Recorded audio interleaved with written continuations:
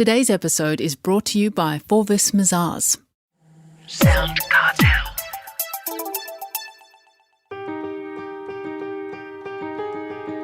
From Sound Cartel, I'm Nicole Goodman, and this is Business Essentials Daily.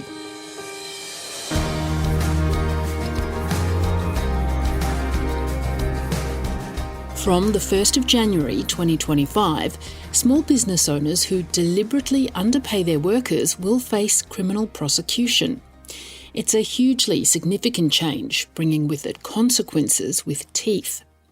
However, Fair Work Ombudsman Anna Booth says prosecutions can't be made unless wages are proven to be deliberately withheld.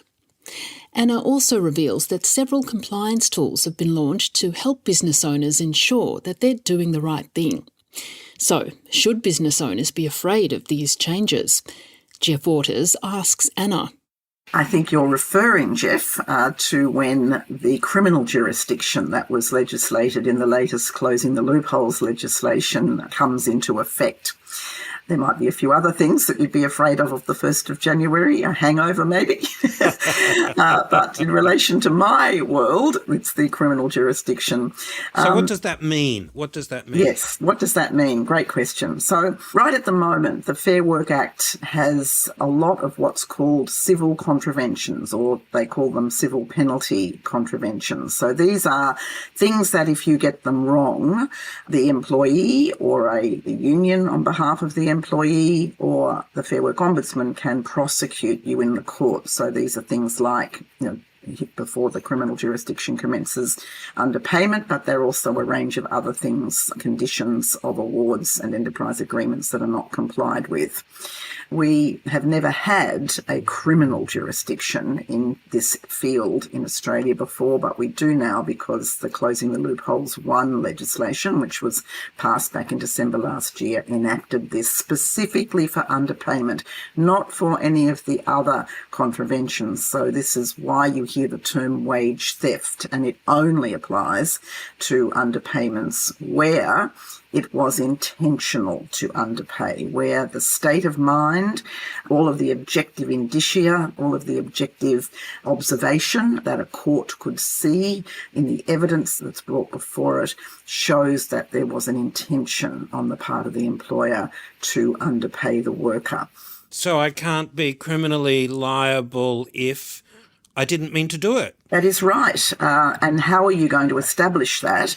Well, accompanying the criminal jurisdiction is what's called a voluntary code for small business. This will be available also on the 1st of January, and it will sit next to the criminal jurisdiction and be what is either called a safe haven or a safe harbour.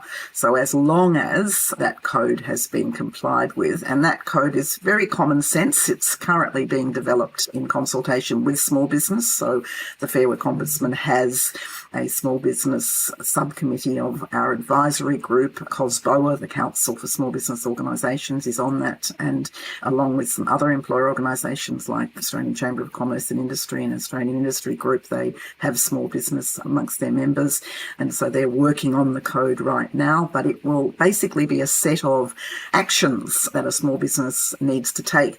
Very simple and logical actions like find out what the correct rate of pay is and demonstrate that you've actually done this, either by getting information from your employer organisation, from a union, or from the Fair Work Ombudsman, and a whole series of other kind of activities that you would do that demonstrate that you have done your best. And then when there's an inadvertent error or a misinterpretation of an industrial instrument, you will be protected by the code, and we will be prevented from taking a criminal action against you. It is important for our small business to understand, though, that there is still a civil contravention that can be pursued. And it is important to know that even though the Fair Work Ombudsman has what is often called in the regulation community a compliance posture that we have, and that is the one I described to you about wanting to support employers to be voluntarily compliant, get them back on track in the guided compliance wedge of the pyramid or triangle, and only rarely pursue them in the forced pointy end of the triangle. Even though that's our posture, An employee can always pursue an employer for underpayment, even if we don't. And they can do that through the civil process, even if the criminal process is not available due to the implementation of the code. So what sort of criminal sanction could somebody face if they do deliberately withhold wages? Well, it's quite serious, and what's interesting is that the criminal sanctions are the same whether you're a small or large business, which is not the same for the civil contraventions. Civil contraventions have quite a distinct different dimension of fine or penalty for small business. So the penalty can be as high as imprisonment for an individual, if an individual is able to be isolated as having the intent. But for a company, it is 3 times the amount of the underpayment, or $7.825 million, whichever is the greater. Now, I'm sure that amount, whether it's 3 times the amount of the underpayment or the $7.825 million, would probably see a lot of small business go out of business. I suppose the question there is that if the business goes out of business completely, how does that benefit the employee? Well, it's certainly, as unfortunately we know every day and an increasing occasion at the moment, businesses are going into liquidation. It clearly does not benefit the employee. It doesn't benefit the employer either. But it does mean, and I say unfortunately, because you can imagine if we've pursued a matter as egregious as, say, cashback or people not being paid at all, which we do sometimes experience even in a civil jurisdiction, if we've pursued that for several years and we've invested a lot of public money in litigation, and then the employer goes into liquidation and we're unable to, and we achieve a penalty from the court and then we're unable to recover that penalty, then that is actually disappointing. But it is the way the world works. Just recently, for example, we achieved a penalty of $15.3 million in the civil jurisdiction for a company called Sushi Bay, which was a sushi outlet, would be how you'd put it. And that business was in liquidation, even as we went into the litigation, which we pursued to make a very strong point in the industry. And that is just the way in which our laws work. As a small business owner, I want to obviously comply with this a great deal, or as well as I can. Where should I go to make sure that I'm doing the right thing? Yes, well, the code itself will be declared by the minister, so it will be on a range of different websites. It'll certainly be on our website, that's for sure. And then in addition to that, just the fact that you have, for example, done one of our webinars to understand your obligations, you've asked some questions of our small business helpline, you've looked at our website, you've done some of our online courses, you've ticked our self-audit tool, you've looked not just at the code, but our supportive materials that we will have for the code, its implementation, all of that will stand in your favour.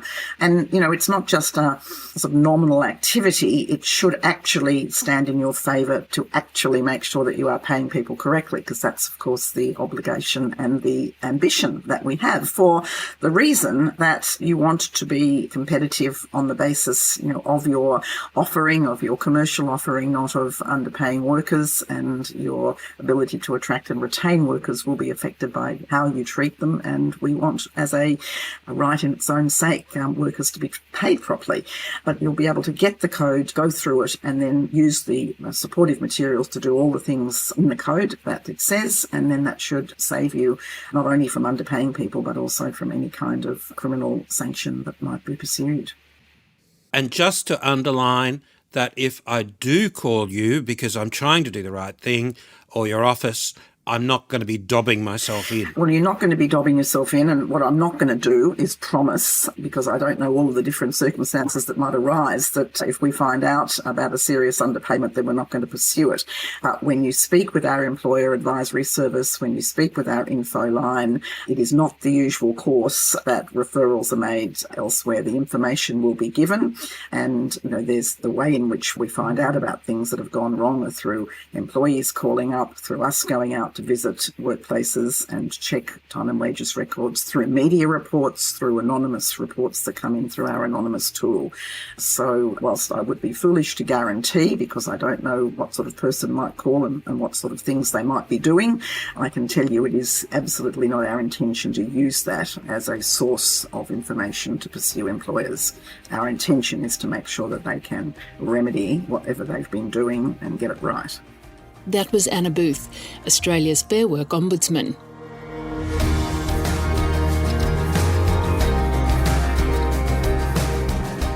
This episode of Business Essentials Daily is produced by the team at Sound Cartel. Thanks for listening. I'm Nicole Goodman.